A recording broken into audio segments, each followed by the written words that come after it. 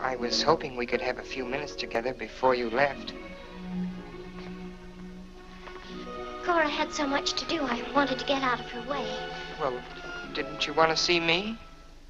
I did want to tell you how much I've enjoyed our friendship. Oh, hello. Mother told us to sit in the living room till dinner's ready. Not on the best sofa. Hello. Hello. Have you ever been out on our porch? Oh, yes. Well, let me show it to you. It's awfully hard to grow up in a family with children. My, I've never known a week to pass so quickly. Why, Yes? Yes? You're going to write me when you get to Springfield, aren't you? Of course. If you write me first. But you'll have something to write about, your trip and Aunt Judith and how things are in Springfield. You write me as soon as you get there. Maybe I'll be too busy. Maybe I won't have time. Well, you find the time. Let's not have any nonsense about that. You'll write me first and you'll do it right away, the first day. How do you know I'll take orders from you? Well, I'll show you. Give me your hand. Why should I? Give me your hand, confound it. What do you want with my hand? I just wanted it. What are you thinking about? I was just thinking. About what? I was hoping you'd write me first, because that would mean you liked me. Well, what's my writing first got to do with liking you? You do like me then. Of course I do. I like you better than any girl I ever met. But you don't like me well enough to write first. Well, I don't see how one thing's got anything to do with the other. But a girl can't write first because she's a girl. Well, that's nonsense. If a girl has something to write about and a fellow hasn't, there's no reason why she shouldn't write first. You know, the first few days I was here, you'd do anything for me. And then you changed. You used to be a lot of fun. Then all of a sudden you turned into an old sober sides. Why, you even dress like an old sober sides. What's the matter? I just happened to remember something. What? Oh, I know. It's because this is the last time we'll be together. Mary, please. But, Clarence, we'll see each other in a month when I come back. Oh, Clarence, please write me first, because that'll show me how much you like me. Please. I'll show you how much I like you. Get up, get up! Oh! Oh, Mary, don't do that. Please don't do that. Now you'll think I'm just a bold and forward girl. Oh, no, it's not that. Was it because it's Sunday? No, it'd be the same any day. Oh! You just didn't want me sitting on your lap. Oh, it was nice of you to do it. It was nice of me, so you told me to get up. You just couldn't bear to have me sit there. Oh, well, you needn't write me first. You needn't write me any letters at all, because I'll tear them up without opening them. I never want to see you again. Oh, Mary, listen to me. Mary, please. Oh, Mary.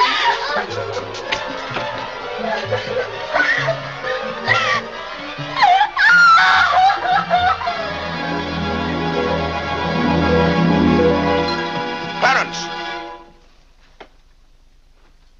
Yes, Father? That young lady's crying. She's in tears. What's the meaning of this? I'm sorry, Father. It's all my fault. Nonsense. What's that girl trying to do to you? Oh, no, she wasn't. It was... Well, whatever the quarrel was about, Clarence, I'm glad you held your own. Father, I have to have a new suit of clothes. You've got to give me the money for it. Young man, do you realize that you're addressing your father? I'm sorry, Father. I apologize. But you don't know how important this is to me. A new suit of clothes is so important. Oh, why should... Clarence, has your need for a new suit of clothes anything to do with that young lady? Yes, Father. Why, Clarence. Why, this comes as quite a shock to me. What does, Father? You're being so grown up. Still, I might have known if you were going to college this fall. Yes, you're at the age when you'll be meeting girls. Clarence, there are things about women that I think you ought to know. Sit down.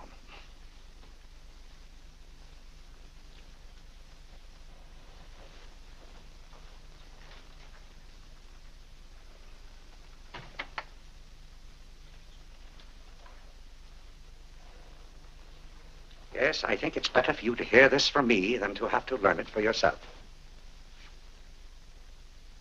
Clarence, women aren't the angels that you think they are. Well, now, first let me explain this to you.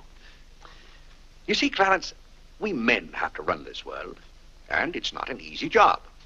It takes work, and it takes thinking. A man has to reason things out. Now, you take a woman. A woman thinks... No, I'm wrong right there. A woman doesn't think at all. She gets stirred up. And she gets stirred up over the most confounded things. Now, I love my wife just as much as any man, but that doesn't mean that I should stand for a lot of folderol. By gad, I won't stand for it. Stand for what, Father? That's the one thing I shall not submit myself to. Clarence, if a man thinks a certain thing is wrong, he shouldn't do it. If he thinks it's right, he should do it. Now, that has nothing to do with whether he loves his wife or not. Who says it has, Father? They do. Who, sir? Women. They get stirred up. And then they try to get you stirred up, too. But don't you let them do it, Clarence. Don't you let them do it. Now, if you can keep reason and logic in the argument, well, a man can hold his own, of course. But if they can switch you, well, pretty soon the argument's about whether you love them or not. I swear I don't know how they do it. But don't you let them, Clarence. Don't you let them. I see what you mean so far, Father. If you don't watch yourself, love can make you do a lot of things you don't want to do. Exactly.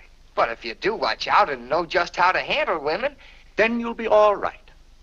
All a man has to do is be firm. You know how sometimes I have to be firm with your mother. Yes, but Father, what can you do when they cry? Well, that's quite a question.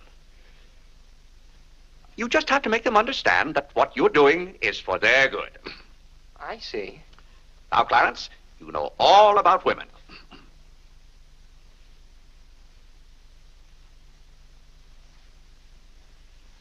But, Father... Yes, Clarence? I thought you were going to tell me about... About what? About women. Clarence, there are some things gentlemen don't discuss. I've told you all you need to know. The thing for you to remember is be firm.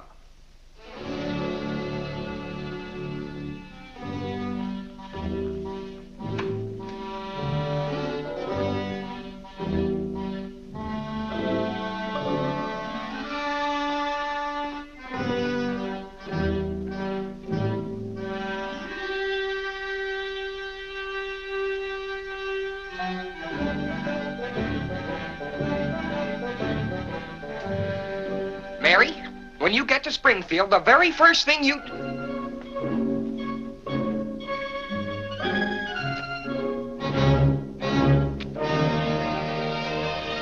Oh, God! What's the matter, Claire? What's wrong? Sit down, Vinnie. Oh, Claire, Cora and Mary are leaving any moment Sit down. now.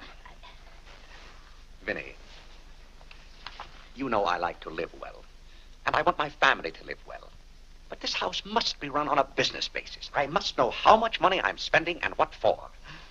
For instance, if you recall, a week ago, I gave you $6 to buy a new coffee pot. Yes, because you broke the old one. You threw it right on the floor. I'm not talking about that. Now, I find here It among was my... a pity to break that nice coffee pot, Claire. It was imported from France, and that little shop has stopped selling them. But what has that They to... said the tariff wouldn't let them, and that's your fault because you're always voting to raise the tariff. The tariff protects America against cheap foreign labor. Now, this bill... The tariff does nothing but put up the prices, and that's hard on everybody, especially the farmer. Vinnie, I wish to heaven you wouldn't talk about matters you don't know anything about. I do, too, know about them. Miss Gulick says that every intelligent woman should have some opinion Who, about... may I ask, is Miss Gulick? She's the current events woman I told you about, and the tickets are $1 every Tuesday. Do you mean to tell me that a pack of idle-minded females pay $1 apiece to hear another female gabble about the events of the day? Listen to me if you want to know anything about the events of the day. But you get so excited, Claire. And besides, Miss Gulick says that our president, whom you're always belittling, prays to God for guidance. Vinnie, what happened to that $6? What $6? I gave you $6 to buy a new coffee pot. Now I find that you apparently got one at Lewis and Congress and charged it. Here's their bill. One coffee pot, $5. So you owe me $1 and you can hand it right over. I'll do nothing of the kind. What did you do with that $6? Well, Claire, I can't tell you now, dear. Why didn't you ask me at the time? I give up. Wait a minute. I spent $4.50 for that new umbrella. Now we're getting somewhere. One umbrella, $4.50. And that must have been the week I paid Mrs. Tobin for 2 extra days washing. Mrs. Tobin. That's $2 more. $2. That makes $6.50, and that's another 50 cents you owe me. I don't owe you anything. What you owe me is an explanation of where my money's gone. I do the best I can to keep down expenses. You know yourself, Cousin Phoebe spends twice as much as we do. Don't talk to me about your cousin Phoebe. You talk about your own relatives enough.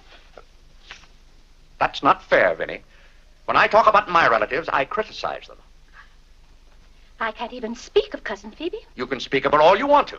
But I won't have Cousin Phoebe or anyone else dictating to me how to run my house. I didn't say a word about her dictating. Claire, you know she isn't that. You said... Well, I don't know what you said now. You never stick to the point. Now, we're going over this account book, item by item. I find here a bill for $38. I don't know what you expect of me. I tire myself out chasing up and down those stairs all day long, trying to look after your comfort, to bring up our children. I do the mending and the marketing. Now you want me to be an expert bookkeeper, too.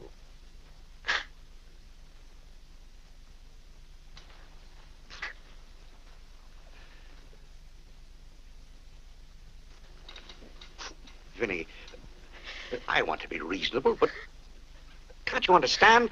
I'm doing all this for your own good. Oh.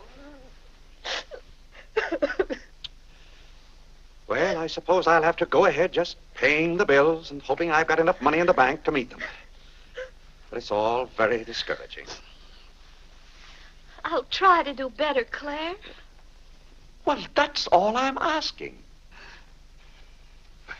Well, I'll make out the checks and sign them. But, maybe I haven't any right to sign those checks since in the sight of the Lord I haven't any name. That's right. Claire, to make those checks good, you'll have to be baptized right away. Vinnie, the bank doesn't care whether I've been baptized or not. Well, I care. And no matter what Dr. Lloyd said, I'm not sure we're really married. Vinnie, we have 4 children. If we're not married now, we never will be. Claire, Dr. Lloyd said this morning... Well, that's all, Vinnie. Hadn't you better go tell Whitney to watch for the cab? Not before you give me that $1.50. What $1.50? The $1.50 you owe me. I don't owe you any $1.50. I gave you money to buy a coffee pot for me, and somehow it turned into an umbrella for you. Why, Clarence Day, what kind of man are you? Quibbling about $1.50 when your immortal soul is in danger. And what's more, All right. All right.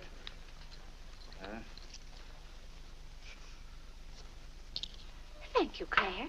Now the accounts are all straight again.